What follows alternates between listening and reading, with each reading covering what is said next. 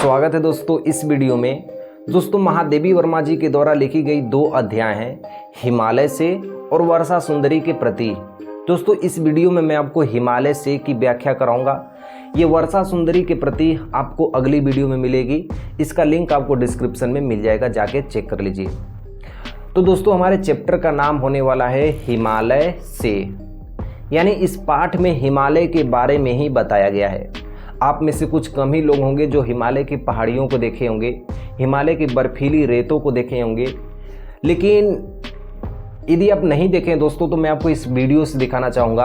आप इस वीडियो को ध्यान से देखिए। यही हिमालय की पहाड़ियाँ हैं और यही हिमालय की पहाड़ियों को हमारी महादेवी वर्मा जी आपकी कक्षा 10वीं के 6वें पाठ में पद्यांशों के रूप में बताना चाहती हैं। तो आइए दोस्तों अपने वीडियो को स्टार्ट करते हैं। दोस्तों आपको इधर पद्यांश आपको दिखते रहेंगे। मैं एक एक पद्यांश की व्याख्या कराते रहूँगा, प्रसंग और व्याख्या साथ साथ बताते रहूँगा, ठीक है। जैसे देखिए हमारा पहला पद्यांश है कि हे चीर महान यह स्वर्ण रश्मि छू श्वेत भाल बरस जाती रंगीन हास सीति बनता है इंद्रधनुष परिमल मल जाता बतास पर रागहीन तो हिम निधान। दोस्तों इस पद्यांश में हमारी महादेवी वर्मा जी हिमालय की प्राकृतिक सौंदर्य का वर्णन कर रही हैं, क्योंकि महादेवी वर्मा जी एक बार हिमालय जाती हैं और वहाँ की सभी पहाड़ियों को देखती हैं तो वो बड़ा ही प्यारी पहाड़ियाँ लगती हैं। उस सभी पहाड़ियों की ये प्राकृतिक वर्णन कर रही हैं और कह रही हैं कि हे चीर महान, हे मतलब हे, चीर मतलब सदैव, महान का मतलब महान हो। प्रस्तुत पद्यांश में महादेवी वर्मा जी हिमालय का वर्णन करते हुए कह रहे हैं कि हे हिमालय तुम सदैव हमेशा से महान थे।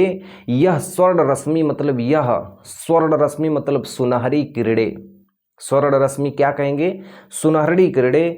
छू का मतलब छूती हैं, श्वेत का मतलब सफ़ेद, भाल का मतलब मस्तक को, कि यह जो सूर्य की सुनहरी किरणें हैं जब तुम्हारे सफ़ेद मस्तक को छूती हैं, जो सफ़ेद चादर से लिपटी हुई हो, जब ये तुमको छूती हैं तो बरसा जाती मतलब बरस जाती हैं। रंगीन हास का मतलब रंगीन हास का मतलब हंसी, कि जब सूर्य की सफ़ेद किरणें तुम्हारे ऊपर मस्तक पे जब छूती हैं तो चारों तरफ रंगीन हंसी फैल जाती है। कैसी रंगीन हंसी फैलती है, सेली बनता है, सेली पगड़ी को कहते हैं, यानी लगता है कि कोई पगड़ी बांध लिया हो। इंद्रधनुष का मतलब इंद्रधनुष की पगड़ी, कि जब सूर्य की किरणें जब तुम्हारे पहाड़ों के ऊपर जो सफ़ेद सफ़ेद जो चादर हैं बर्फीली, उस पर जब सूर्य की किरणें पड़ती हैं तो ऐसा प्रतीत होता है कि चारों तरफ रंगीन हंसी फैल गई हो और इंद्रधनुष की क्या बन गई हो, पगड़ी बन गई हो, 7 रंग की पगड़ी बन गई हो। इतना सुंदर तुम्हारा दृश्य लगता है सुबह के समय। परिमल का मतलब सुगंध से, मल मल का मतलब अंग अंग में आ जाती है, बतास का मतलब हवाएं, कि सुबह होने के दौरान तुम्हारी जो सुगंधित हवाएं आती हैं वो अंग अंग में समा जाती हैं और सुगंधित हो जाती हैं। और पर रागहीन तुम हिम निधान, पर रागहीन मतलब रागहीन का मतलब उदासीन, फिर भी तुम उदासीन होके बैठे रहते हो। हे तुम हेम निधान, इसलिए तुम हे हिमगिरी, हे हिमालय तुम इसीलिए महान हो। यहाँ पे कह रही हैं कि तुम्हारे पास किसी भी चीज़ का अनुराग नहीं है, किसी भी चीज़ का प्रेम नहीं है, किसी भी चीज़ का घमंड नहीं है, फिर भी तुम उदासीन होकर बैठे हुए रहते हो हिमालय। तुम्हारे पास यही चीज़ सबसे महानता का वर्णन करती है, फिर भी तुम क्या हो, सबसे महान हो। अब देखिए दोस्तों यहाँ पे दूसरा पद्यांश है। दूसरे पद्यांश को देखिए क्या कह रही हैं, बड़ा ही प्यारा सा है दोस्तों, कि नभ में गर्वित झुकता न शीस पर अंक लिए है दिन छार मन गल जाता नत विश्व देख कर तन सह लेता कुलिस भार कितने मृदु कितने कठिन प्राण। दोस्तों ये बड़ा ही इंपॉर्टेंट पद्यांश है, इसको जरा ध्यान से नोटिस करिएगा। इस पद्यांश में दोस्तों हमारी महादेवी वर्मा जी हिमालय की दृढ़ता का वर्णन कर रही हैं, हिमालय की कोमलता और कठोरता का वर्णन कर रही हैं, हिमालय के बारे में अपनी राय को दे रही हैं। क्या कर रही हैं कि नभ में गर्वित झुकता न शीस, नभ में मानी आकाश में, गर्वित मतलब गर्व से तुम खड़े हो। हे हिमालय तुम इस पूरे आकाश में गर्व से सबसे खड़े रहते हो। झुकता न शीस मतलब तुम्हारा शीश यानी सिर किसी के सामने झुकता नहीं है। 8.8 किलोमीटर की ऊंचाई पर यह पहाड़ है और कहती हैं कि तुम आसमान में सबसे ऊंचा खड़े रहते हो, किसी के सामने सर झुका के नहीं रहते हो। और झुकता न शीश मतलब कभी भी तुम सर झुका के नहीं रहते हो। पर अंक लिए है दिन छार, पर मतलब पर, अंक लिए है मतलब गोद ले लिए हो, दीन छार, छार का मतलब मिट्टी, दीन का मतलब गरीब, कि तुम इस पृथ्वी की गरीब मिट्टी को, कितनी सारी मिट्टियों को अपने अंदर समा के बैठे हुए हो, फिर भी तुम्हें अपने अंदर घमंड नहीं है। मन गल जाता नत विश्व देख, मन गल जाता मतलब तुम्हारा मन गल जाता है, नत का मतलब झुका हुआ, विश्व देख का मतलब विश्व को देख के, कि तुम्हारा मन गल जाता है अपने सामने पूरे विश्व को झुका हुआ देख के, तुम्हारा मन क्या होता है, गल जाता है। इसीलिए तुम्हारे मन गलने के कारण तुम्हारे आंखों से आंसू बहने लगती हैं, और वह आंसू बहते बहते बहते बहते कुछ दूर पे जाके वो नदियों का निर्माण कर देती हैं, और तुम्हारे अंदर से बहुत सारी नदियां निकल जाती हैं। फिर करी है तन सह लेता कुलिस बार, और जो तुम्हारा तन है, तन का मतलब ये ऊपर के चमड़ी को क्या कहते हैं, तन। तो पहाड़ की चमड़ी क्या है, वो जो बर्फ है, सफेद बर्फ, बड़ा ही प्यारा सी बर्फ होती है, जो गया होगा वो इस चीज को, दृश्य को देखा होगा, बड़े ही प्यारे से दृश्य होती है। जो तुम्हारा तन है वो कई सारे भार को सह लेता है, जैसे आंधी आते हैं, तूफान आते हैं, कुछ भी होता है, सुनामी, कुछ भी हो जाए, तुम्हारे भूस्खलन, जितने भी प्राकृतिक आपदाएं हैं तुम्हारे ऊपर आ जाए, लेकिन फिर भी तुम्हारा शरीर सभी भारों को सह लेता है। और कितने मृदु कितने कठिन प्राण, कितने मृदु, मृदु का मतलब कोमल, तुम कितने कोमल हो, और कितने कठिन प्राण, और बाहर से कितने कठिन प्राण हो, बाहर से कितने कठिन प्राणी हो और अंदर से कितने कोमल हो। ये चीज वर्णन कर रही है महादेवी वर्मा जी, कि तुम अंदर से इतने कोमल हो और बाहर से इतना कठोर हो। अर्थात महादेवी वर्मा जी इसमें हिमालय की सभी भावात्मक गुणों का वर्णन कर रही हैं, और हिमालय के बारे में सब कुछ बता रही हैं दोस्तों इस चैप्टर में। ठीक है, अब इसके बाद दोस्तों हम अगला पद्यांश पढ़ेंगे। दोस्तों एक चीज़ समझिएगा, मैं कोई भी पद्यांश बढ़ाता हूँ बिना टाइम देखे मैं उसको खुल के समझाता हूँ, ताकि आप भी अच्छे तरीके से समझिए। चाहे आप मेरी कोई भी वीडियो जाके अच्छी तरीके से देखिए, आपको हर एक वीडियो में एक अच्छी नॉलेज आपको मिलेगी। ठीक है, और महादेवी वर्मा जी का जीवन परिचय चाहिए तो लिंक आपको डिस्क्रिप्शन में है, जाके इसको चेक कर लीजिए और उनका जीवन परिचय अच्छे से याद कर लीजिए। ठीक है, अब हम चलते हैं दोस्तों यहाँ पे पद्यांश नंबर 3 में, और हमारा पद्यांश नंबर 3 दिया है कि टूटी है तेरी कब समाधि, झंझा लौटे सतहार हार, बह चला दृगों से किंतु नीर, सुनते जल की कड़ की पुकार, सुख में विरक्त दुख में समान। प्रस्तुत पद्यांश में महादेवी वर्मा जी हिमालय की दृढ़ता का वर्णन कर रही हैं, अपनी भावना को बता रही हैं हिमालय के प्रति, और कह रही हैं कि टूटी है तेरी कब समाधि, कि हे हिमालय तुम तो एक तपस्वी की भांति बैठ गए। तपस्वी का मतलब जो बैठ के भगवान की स्तुति और वंदन करते हैं एक ही जगह पे बैठ के, उनको तपस्वी कहा जाता है।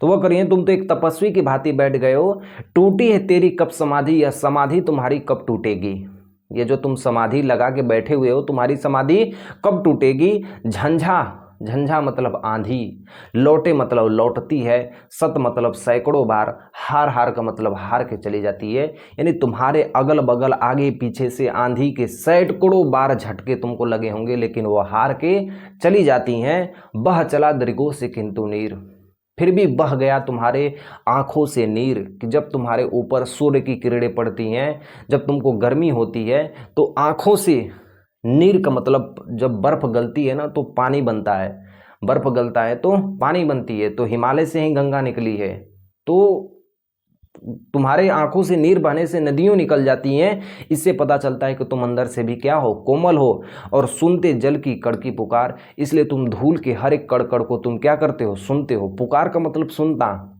सुनकर मतलब सुनते हो। जलते कड़ की मतलब इस धूल से तप्त मिट्टी को, पुकार का मतलब उसकी व्यथा को तुम बार बार क्या करते हो, सुनते हो। सुख में विरक्त दुख में समान, कि चाहे सुख हो चाहे दुख हो, सुख में विरक्त, विरक्त का मतलब अगला, कि सुख हो चाहे दुख हो तुम्हारे अंदर कोई भी बदलाव नहीं होता है। यानी कहने का मतलब है महादेवी वर्मा जी का कि चाहे सुख हो चाहे दुख हो, हर समय तुम क्या रहते हो, समान भाव से एक ही जगह पे स्थिर रहते हो, फिर भी तुम कितने महान हो। अगली पद्यांश देखिए दोस्तों, जिसमें दिया है कि मेरे जीवन का आज मुख तेरी छाया हो मिलाप, तन तेरी साधकता छूले मन ले करुणा यह था नाप, उर्मे पावस दृग में बिहान। देखिए पद्यांश नंबर 4 में क्या करी है कि मेरे जीवन का आज मुख। प्रस्तुत पद्यांश में महादेवी वर्मा जी हिमालय से कामना करते हुए कह रही हैं कि मेरे जीवन का आज जो मेरे जीवन का आज मौन है, जो मेरे जीवन की आज चुप्पी है, मूक का मतलब मौन होता है, तेरी छाया से हो मिलाप, कि तुम्हारी छाया से क्या हो जाए, मिल जाए। यानी जिस तरह आपका व्यवहार है, जिस तरह आपके अंदर करुणा है, वो सारी चीज़ें मेरे अंदर क्या हो जाए, मिल जाए और समाहित हो जाए। यानी आपके गुण मेरे अंदर आ जाए, जितने भी आपके अंदर गुण हैं वो सारे गुण किसके अंदर आ जाए, मेरे अंदर आ जाए। तन तेरी साधकता छूले, यानी मेरे अंदर जो तन है वो आपकी साधकता छूले, यानी जो मेरा तन है वो आपकी साधकता को छूले। जिस तरह आपके ऊपर आंधी के सैकड़ों झटके लगते हैं तो आप विचलित नहीं होते हैं, उसी तरह मेरे जीवन में यदि दुखों का कितना भी पहाड़ सामने आ जाए, मैं भी अपने सामने विचलित न हो। मन ले करुणा की थान आप, यानी मेरा जो मन है वो आपकी करुणा को समर्पित करे। यानी जिस तरह आपके अंदर करुणा भरी हुई है उसी तरह मेरे अंदर भी करुणा भर जाए। यानी कहने का मतलब ये है कि जैसे अंदर से आप इतने कोमल हैं और बाहर से इतने कठोर हैं, उसी तरह मैं भी वैसी बन जाऊं कि अंदर से मैं भी कोमल हो जाऊं और बाहर से एक स्ट्रॉन्ग रहूं, एक कठोर हृदय वाली औरत रहूं। फिर कह रही हैं उर्मे पावस दृढ़ में बिहान, वह कह रही हैं कि उर्मे पावस दृढ़ में बिहान। उर का मतलब हृदय, पावस का मतलब वर्षा, कि मेरे भी हृदय में वर्षा होती है जिस तरह आपके संग होती है आंखों से बहती है नीर। उस कर रही है कि उर्मे पावस की मेरे भी हृदय में वर्षा होती है, मेरा भी हृदय पिघलता है। दृग में बिघान मतलब मेरे भी आंखों में सुबह की किरणें प्रतीत होती हैं, यानी मेरी भी आंखें सुबह की किरणों को देखती हैं। इसलिए मैं आपकी साधना को छूना चाहती हूँ, आपकी करुणा को नापना चाहती हूँ, आपकी साधना को लेना चाहती हूँ, आपके गुणों को समाहित करना चाहती हूँ। यही वह हिमालय से क्या कर रही हैं, कामना कर रही हैं। यानी कहने का तात्पर्य ये है कि हमारी महादेवी वर्मा जी वही बनना चाहती हैं, उस तरह बनना चाहती हैं जिस तरह हिमालय अपने जीवन में रहता है। हिमालय जिस तरह दिखता है, हिमालय जिस तरह रहता है, हिमालय जिस तरह अपने गुणों को समझाता है, उसी तरह महादेवी वर्मा जी उसी तरह रहना चाहती हैं। और दोस्तों इसी तरह हमारा ये वाला चैप्टर पूरी तरीके से समाप्त होता है। और इसके बाद की वीडियो जो वर्षा सुंदरी के प्रति, आपको लिंक डिस्क्रिप्शन में जाके चेक कर लीजिए। और यार चैनल को सब्सक्राइब करो ना यार, सब्सक्राइब करो, लाइक करो और कमेंट कर दो, ठीक है। मिलता हूँ नेक्स्ट वीडियो में, तब तक के लिए आपको जय हिंद।